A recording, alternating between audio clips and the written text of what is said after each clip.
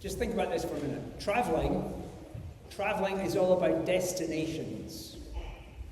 It's not about trains or planes or comfort or seats or upgrades. No.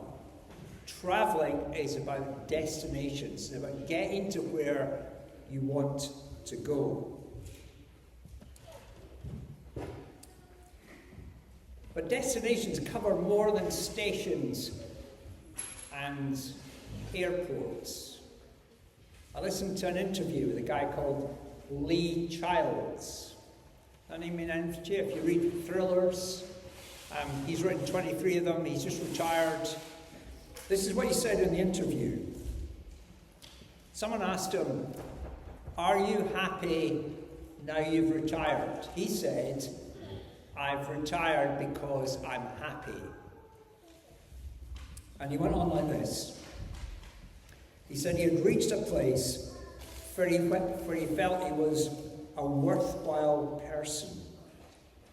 He had achieved something. He said to himself, "I'm okay." Now, I think in short he was saying, hey, I think I've arrived.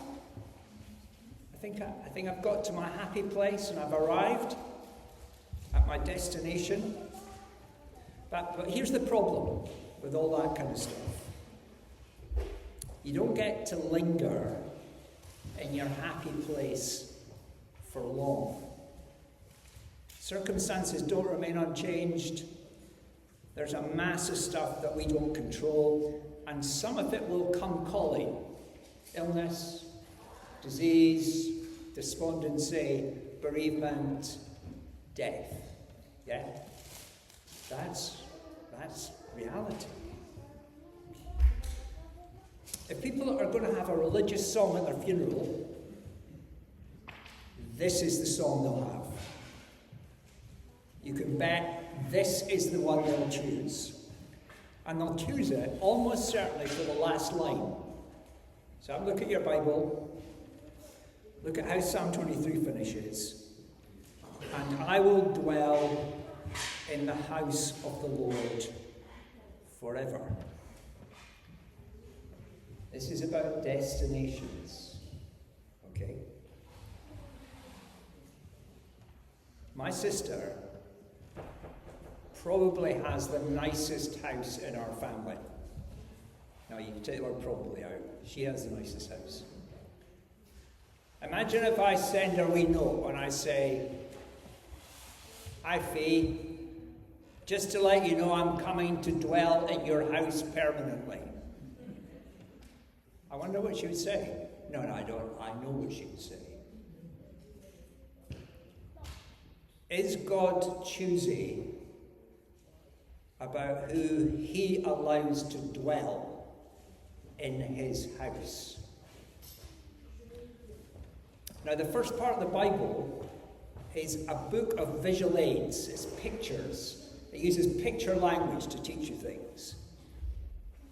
So in the first part of the Bible, God takes his people who are in slavery and rescues them. He carries them through the wilderness and he brings them to a place called the Promised Land, a land flowing with milk and honey. It is their destination. And these people, whom God has rescued, arrive at the borders of the Promised Land, take a look across the border, go, yeah, it is a lovely land, but whoa, the cities are too big and the people are too strong, and we can't do this. This is what God says to these people. "So I declared on oath in my anger, they shall never enter my rest." No access to the house of the Lord for unbelievers. Faith, okay, get that word in your head today because it's what we're going to think about. Faith is what you need if you're to reach your destination. And this song is just such a great little picture of what the life of faith looks like. This psalm teaches you and me what needs to go on in our lives if we're going to dwell in the house of the Lord forever. So whatever else you think about what I'm going to say to you today, just raise it in your head as being, this has got to be important. Right, I'm going to read the psalm because we haven't read it yet. So listen carefully. The Lord is my shepherd, I lack nothing. He makes me lie down in green pastures. He leads me beside quiet waters. He refreshes my soul. He guides me along the right paths for his name's sake. Even though I walk through the darkest valley, I will fear no evil, for you're with me. Your rod and your staff, they comfort me.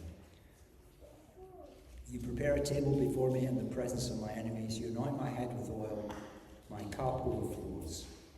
Surely goodness and love will follow me all the days of my life, and I will dwell in the house of the Lord forever. We're actually this morning just going to walk through the first 4 verses.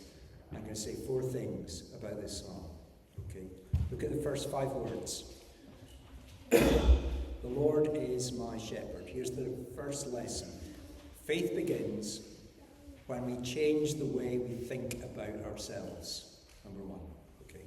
Faith begins when we change the way we think about ourselves. So there's an implication in those words at the start of this psalm. The Lord is my shepherd. The psalm is written by David. You probably know that. David was a warrior. David slew giants. David led men into battle. David was a man's man. Men followed him. He was also a poet, a musician. This is an extremely accomplished individual. He's a man who's been a shepherd in his earlier days. And yet, now notice this, get it clear in your head, this warrior king recognizes himself more as a sheep than a shepherd.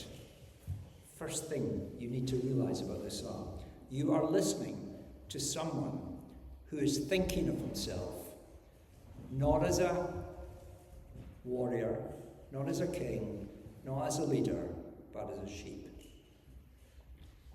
David was a believer, he was a man of God, he got a lot right, but he also made bad choices. He wandered far away, he got lost, he didn't know his way back. And David knew that if there was to be any hope of reaching his destination, boy, he needed a shepherd. And God has preserved this psalm for us. More than 3,000 years old, he has preserved it for us because you and I also need a shepherd. Now, who's the shepherd? So have a look at the first line again. Notice the way it's printed. It's in capitals. Do you see that? The Lord, capital letters, which is a reminder to you that this is the same individual who met Moses at the burning bush. The same Lord who comes down to Moses at that bush and says, I have seen the misery of my people in Egypt, so I've come down to rescue them and bring them up out of that land into a good and spacious land, a land flowing with milk and honey. Now, just think about that for a second. That is the language of a shepherd. I've come down to rescue my people and lead them into another land. That's how he's talking in that section. The Lord is presenting himself as a shepherd. And the language that is used of the Lord there in Exodus chapter 3 is the same kind of language that's used of the Lord who comes down at Bethlehem. The picture language of the Old Testament helps us to appreciate what's going at the coming of the Lord Jesus. The shepherd is coming down to safely lead people like you and I to our destination. Now, here's a couple of questions you might want to ask yourself this morning, okay, as you hear this first part of the sermon. Do you have a sense in which you are pulled this way and that by circumstances that you don't control? Maybe work, maybe habits, maybe finances, maybe relationships. Just pulled and shoved. Second question, are you clear about where you're going and how you're going to get there? Here's Matthew quoting Jesus. Listen to this. When he saw the crowds, he had compassion on them because they were harassed and helpless, like sheep without a shepherd. In any sense, do you think that's true of you? Christianity starts when I come to terms with who I am and I place my trust in Jesus Christ as the one who alone can get me to my destination. Yeah? That's what this is about. Okay, let's move on. Second thing. Here's what it says. He makes me lie down in green pastures. He leads me beside quiet waters. He refreshes my soul. Second, faith trusts the shepherd's care. Now, the one thing you need to do as you read this psalm is you've got to make a mind shift. These are not Scottish sheep. Right? They're not the kind of sheep that just never have any problem finding green grass, that live within fenced enclosures and have very, very few predators. That is not the picture. Get that right out of your head.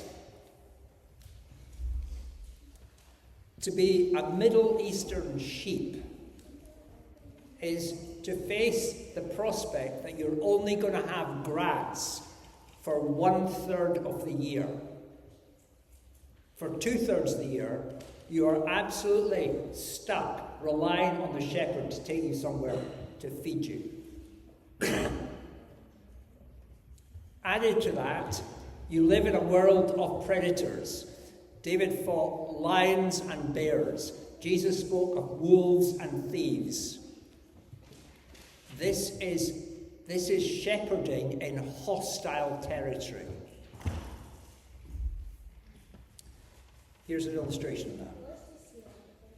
David, who wrote the psalm, is living the life of a fugitive.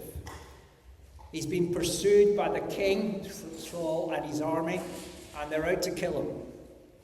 He's diving through the rocks, he's fleeing away over the boulders to try and find himself a place of safety. When David was at Horesh, in the desert of Ziph, he learned that Saul had come out to take his life. But then this is what it adds. Listen to this. Saul's son, Jonathan, came to David at Horesh and helped him find strength in God. How does he do that? How does Jonathan help David find strength in God? He reminds him of the promises of God. He says to David, God has promised to put you on the throne, and my father is never going to be able to defeat the purposes of God. That's what he says to him. Can you imagine if somebody just kind of brings that perspective to your life? You're scared. You think your life is about on the edge, and there's just a sense of contentment falls on you. Oh, I'm under the care of God. This is going to be okay, even though you live in hostile territory. You and I live in hostile territory. We are not Scottish sheep. We live in a world of danger. I don't need to list it for you. You can just think about it, open your eyes, watch the news, think about the temptations that circle our lives, yeah? Hospitals are full, prisons are full, because we live in a hostile world. Yeah. That's where we find ourselves. Now, what is it? What is it that will strengthen us in that kind of context? The promises of God. This is what I read this week.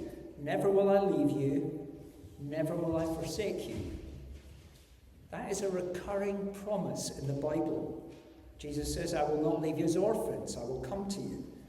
He goes on to say at the end of his ministry, surely I'm with you always to the very end of the age. Now, never is a long time, isn't it? Never is a long, long time. It covers when you're doing well, and it covers when you're struggling. It covers when you're following the shepherd closely and when you're wandering away. Now, the NIV uses a little phrase at the end of at the beginning of verse 3 probably. It says, he refreshes my soul. Most of the other versions use the word restore. He restores my soul. Actually, the original language behind this, it's not something that I know, but if you read the books, you will find out. The Hebrew behind this just means, he brings me back. That's what's going on here. This is Jesus describing a shepherd discovering that one of his sheep is lost. Suppose one of you has 100 sheep and loses one of them. Doesn't he leave the 99 in the open country and go after the lost sheep until he finds it? Now that's what you see in the Gospels, isn't it? So what's Jesus doing? Sitting by a well, middle of the day, in Samaria, a place he shouldn't be. What's he doing there? Answer, he's looking for a woman who's been married 5 times, whose life is full of disappointment and lostness. He's looking to bring her back. What's he doing? Standing underneath a little tree, speaking up to a guy who's perched in the branches, a rich tax collector called Zacchaeus. What's he doing? Saying to him, hey, I've got to come to your house for tea, Zacchaeus. And everybody's going, what on earth is he thinking about? What's he doing? He's looking for lost sheep. This man too is a son of Abraham. I've come to find him. He sends a little message, tell my disciples and Peter. Why does he include Peter? Because he's lost. He's blown it. He's denied Jesus. This is the shepherd in action. He brings me back. The story of Christmas is the story of the shepherd coming down to find his lost sheep. You and I are prone to wander. We make bad choices. We go off track. We wander from him. He says,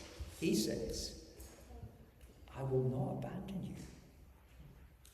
I will not forsake you. We live in a world where people pursue significance and success in the academy, on the sports field, in the company. But woe betide you if your grades drop or your form falls. Nobody's coming looking for you. Nobody's coming looking for you. Even if you and I live in hostile territory, we can know the contentment of being under the care of the shepherd. Speak that to yourself. All right, here's the third one. He guides me along the right paths for his name's sake.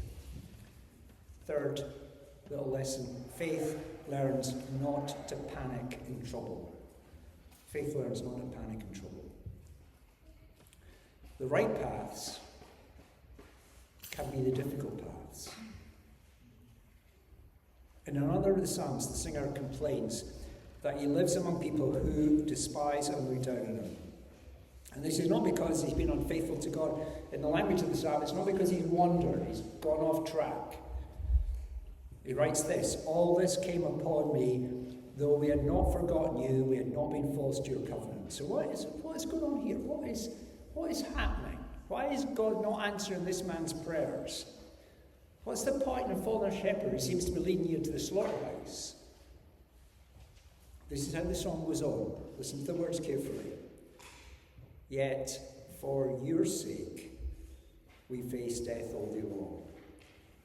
we're considered as sheep to be slaughtered. Now, do you hear the first words? Not for my sake.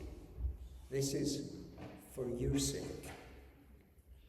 Not everything that God ordains for our lives is for our sake. So, a couple of weeks ago, at our global prayer meeting, we watched a little video of a guy called Pastor Barnabas,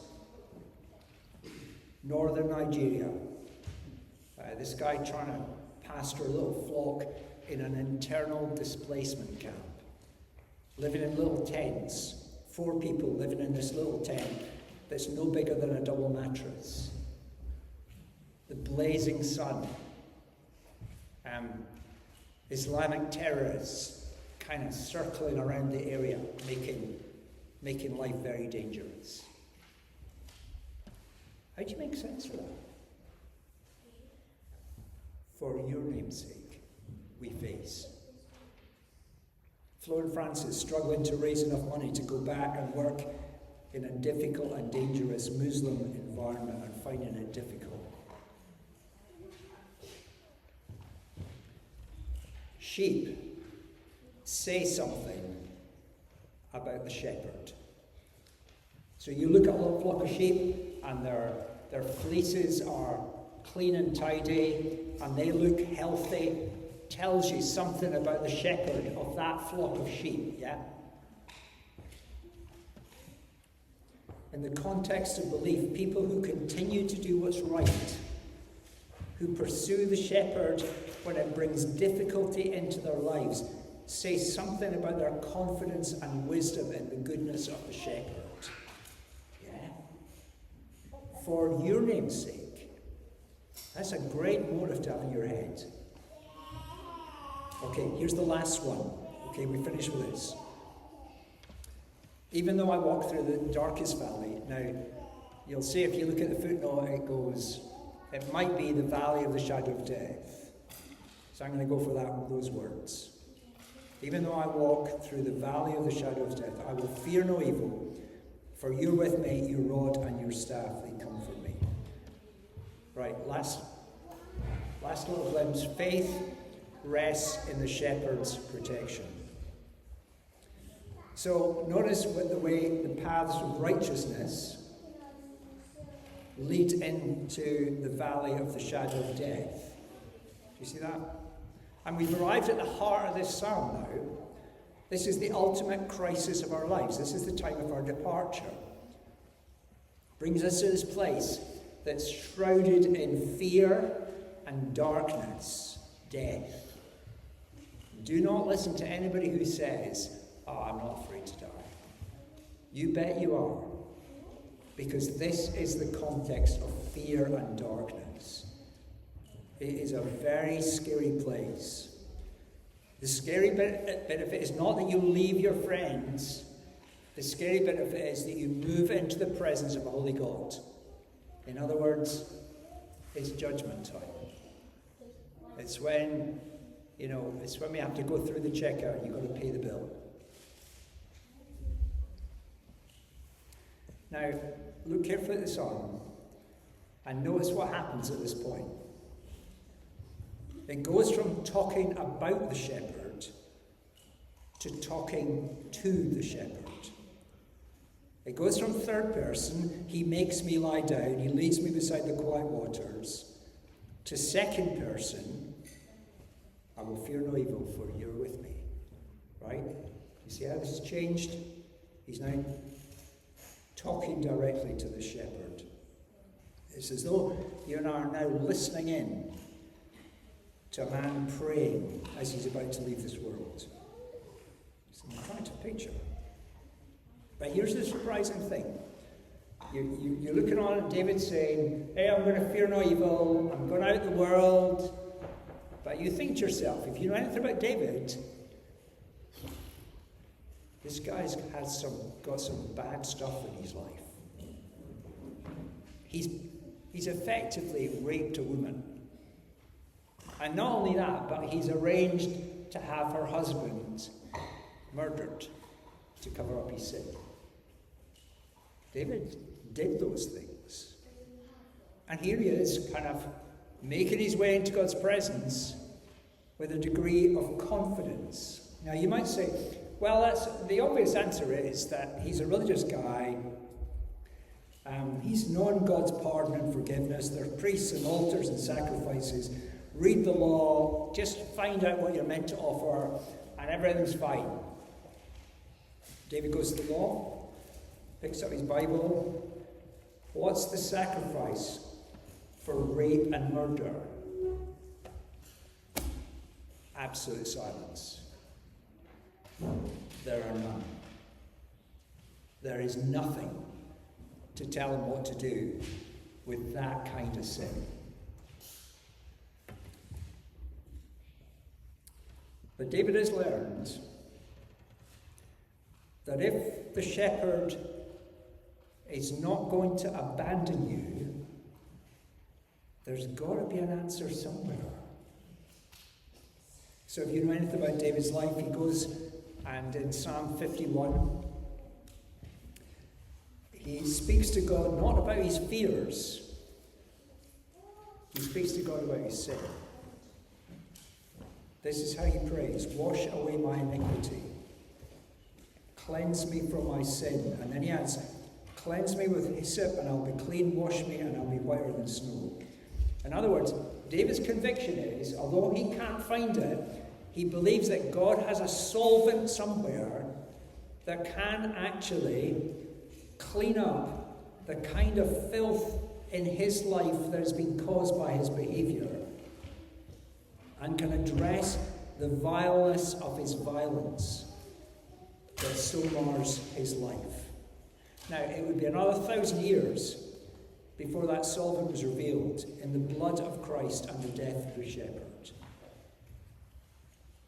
David is showing you and me here that sin's never an impersonal problem.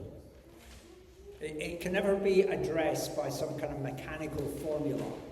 Oh, just say the little prayer or whatever you might find. No. David shows us that sin is contempt for God. Sin is rejection of him. So in Psalm 51, he confesses the waywardness of his stubbornness. He speaks to the Lord because he believes that despite the things he's done, he's still one of his sheep. Please come and find me. Please bring me back. Here's my question. What do you do with your sin? What do you do with your sin? Do you speak to God about your sin? I confess I have had to speak to God about my sin today. Speak to God about your sin, not just your fears. Now, when you come to the New Testament, the point is made even more clearly. Jesus really has come for sinners. It's where you see him. That's where he centers his life. The whole direction of his life is towards this place where he will lay his life down. The death of the cross. He explains it as this: the Son of Man has come not to be served, but to serve and give his life as a ransom for many. Death is described as the wages of sin. The one you want at your side when you encounter it is the one who's paid those wages. Yeah, that's what you need to know. Jesus says, it's not the healthy who need a doctor, but the sick. I've not come to call the righteous, but sinners to repent. As sick people call the doctor, sinners call Jesus. Is that true of your life? Is that where we are? Speak to the shepherd about your sin before you speak to him about the fear of death. Here's Jesus' promise. My sheep listen to my voice. I know them. They follow me. I give them eternal life, and they shall never perish. No one will snatch them out of my hand. Now, the punchline of this psalm is the first line. Did you notice it? The Lord is my shepherd. I lack nothing. And what he means by that is I lack nothing in life's uncertainties. I lack nothing in my failure and sin. and I will lack nothing at the point of my death. That's a picture of arriving in the house of the Lord forever. And if any of this is vaguely true, it encourages you and I to delve deep into it, to answer the most basic question of our existence.